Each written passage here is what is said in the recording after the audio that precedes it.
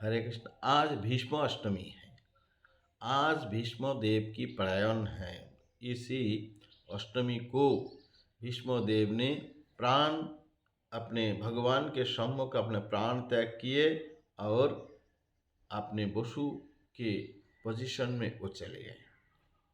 तो ध्रुव नाम की जो अष्टवसु है, अष्टवसुओं में से ध्रुव नाम की जो अष्टवसु है, ये वशिष्ठ के शाप से ये नरलोक में गंगा देवी के पुत्र रूप में बने थे। अष्टवसु सभी अष्टवसु ही नरलोक में जन्म लिए थे गंगा के पुत्र रूप में। गंगा शांतनु महाराज से स्वार्थ रखा था कि मैं जो करूँगी आप कुछ नहीं बोल सकते हो, तब आपसे मैं शादी करूँगी। तब उन्होंने मान लिए शर्तों को, लेकिन वो क्या करते थे, गर्भवती हुई, पहले संतान जन्म हुआ तो उन्होंने जाके गंगा में प्रवाहित कर दिए। द्वितीय संतान जन्म लिए, गंगा में प्रवाहित कर दिया। ऐसे करके 7 बच्चे को गंगा देवी ने प्रवाहित कर दिया। तब आखिरी में शांतनु महाराज देखते हैं कोई नहीं रुकेगा, तो ये तो सभी जितने बच्चे होंगे ये तो प्रवाहित कर देगी, तो हमारा कोई वंशज ही नहीं रहेगा। इसके लिए जब भीष्म ध्रुव नाम की जो वसु जब जन्म ग्रहण किया, उसी समय जब प्रवाहित करने गई तब उन्होंने टोक दिया। टोका तो बोला ठीक है महाराज, आपसे मेरा स्वार्थ है कि जब मैं जो भी करूँगी उसमें अब बाधा डालोगे, मैं नहीं रहूँगी। तब मैं अभी जा रही हूँ, अभी मेरा जाने का समय हो गया। आपने मेरे वचन को, मैं जो वचन आपने दिए थे वो आपने तोड़ दिया, इसलिए मैं और नहीं रहूँगी।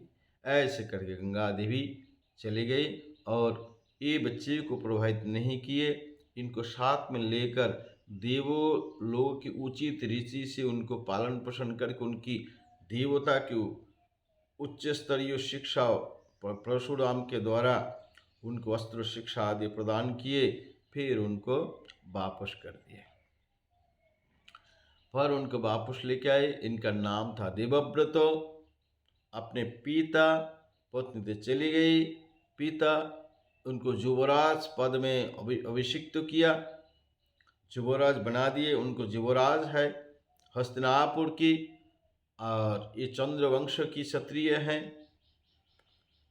तब जब ऐसी स्थिति आया, तब वो शांतनु महाराज मत्स्यराज की पुत्री सत्यवती के प्रति आसक्त हो गए। सत्यवती के प्रति आसक्त हो गए और उनसे शादी करना चाहा। तब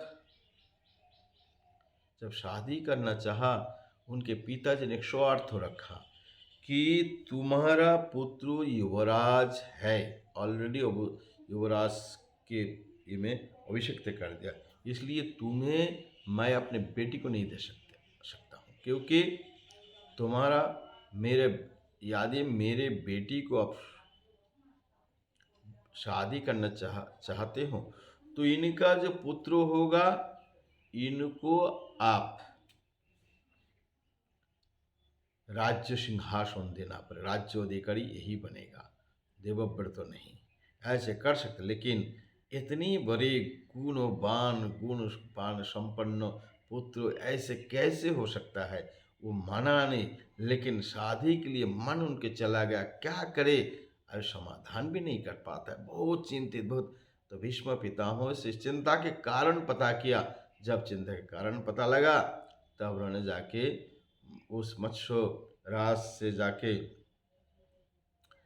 क्योट राजा से जाके उन्होंने कहा कि क्या बात। बोला हाँ ऐसे है, तुम राजा नहीं बनोगे तो मेरी बेटी से तभी मैं उनको दे सकता हूँ, जो मेरी बेटी से जो पुत्र उत्पन्न होगा उनको जब राजा बनाया जाएगा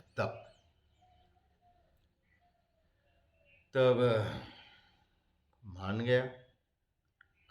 जब ऐसे उन्होंने बोला ठीक है मैं राजा नहीं बनूंगा, उनको जो उनके बोला कैसे मानूंगा, तब उन्होंने बोले मैं राजा भी नहीं बनूंगा और आपका पुत्र से जो पुत्री से जो बच्चा बनेगा वही राजा बनेगा, और उसके भी मैं शादी भी नहीं करूँगा, जो परंपरा चलती उससे उसका ही परंपरा चलते रहेगा। तो ऐसे जब बताए तब उन्होंने बोला, तब उन्होंने प्रतिज्ञा किया कि मैं ऐसे शादी नहीं करूँ, विशाल संकल्प कर लिया। इसी संकल्प से उसका नाम देवव्रत से भीष्म पड़ गया। भीष्म की प्रतिज्ञा है, आकाश से पुष्प वर्षा हुई, तब से ये भीष्म रहे। और उन्होंने कहा था कि मैं पांडव की जो हस्तिनापुर की सिंहासन इसके विरुद्ध में की कभी कुछ ऑब्जेक्शन नहीं करूँगा और इनके केवल सहायता करूँगा। ऐसे ही मैं कभी राजा नहीं बनूंगा, शादी भी नहीं करूँगा। तो इसी से उन्होंने अपने शांतनु महाराज जब जाने तो भीष्म ने प्रतिज्ञा भी कर लिया, तो बहुत दुखी हुए। तो इसलिए पिता की संतुष्टि के लिए पुत्रों अपने बलिदान दे दिया, अपना जीवन ही बलिदान दे दिया। तो कुरुक्षेत्र रणांगन में विशाल युद्ध हुआ। मोक्षदा एकादशी के दिन जो है युद्ध प्रारंभ हुआ, और आज भीष्म अष्टमी। इतने दिन से 10 दिन युद्ध करने के बाद षड़सज्जा में अर्जुन को सुला दिया।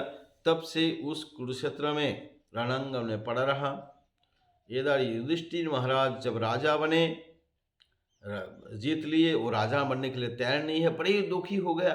कितनी विशाल भारी नरसंहार केवल मुझे एक राजा बनाने के लिए, मुझे राज्य बनने के लिए, सामान्य सिंहासन के लिए इतनी बड़े नरसंहार, इतनी पाप, कितनी लोगों को, कितनी स्त्री विधवा हो गई, क्या दशा हो गया, केवल इसका कारण मैं हूँ, मैं राजा बनूंगा, इसके लिए ऐसे लड़ाई हो गई। बड़ी मर्माहित हुए। व्यासदेव, धम्म, ऋषि आदि बहुत लोग समझाए, लेकिन माना ही नहीं। कृष्ण नहीं समझाया। भीष्म पितामह के पास ले गए, और उसे कृष्ण भी गए, और भीष्म पितामह उनको समझाया, उपदेश दिया। तब उन्होंने उनके धीरज, उन्होंने राजा बनने के लिए तैयार हो गया। और ऐसे करते करते इनका अष्टमी आ गए। आज है जो भीष्म अष्टमी है, भीष्म की प्रयाण है। तो आज उन्होंने विचार किया था, जब युद्ध हुआ था तब था दक्षिण आयन।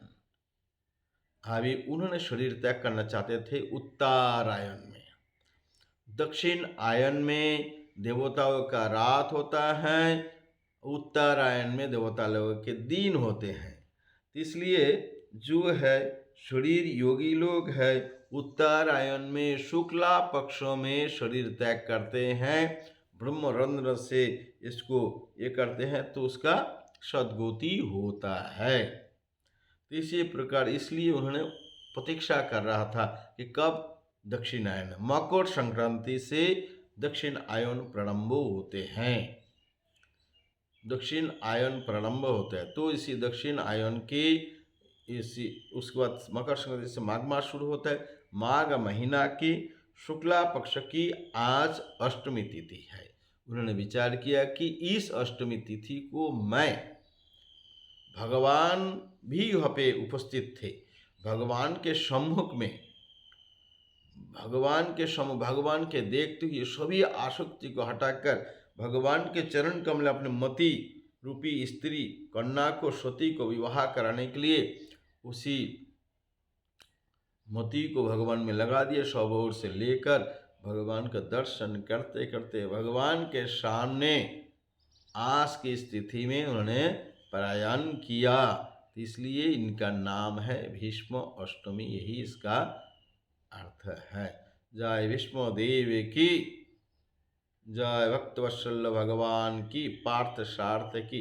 यह पार्थ भी थे और भगवान भी थे, पार्थ के सारथी भी थे। दोनों सम्मुख इनका दर्शन करते करते उन्होंने अपनी इस भौतिक शरीर को त्याग दिया। जय भीष्म पितामह की, भीष्म देव की, इसलिए इनका नाम है भीष्म देव। हरे कृष्ण।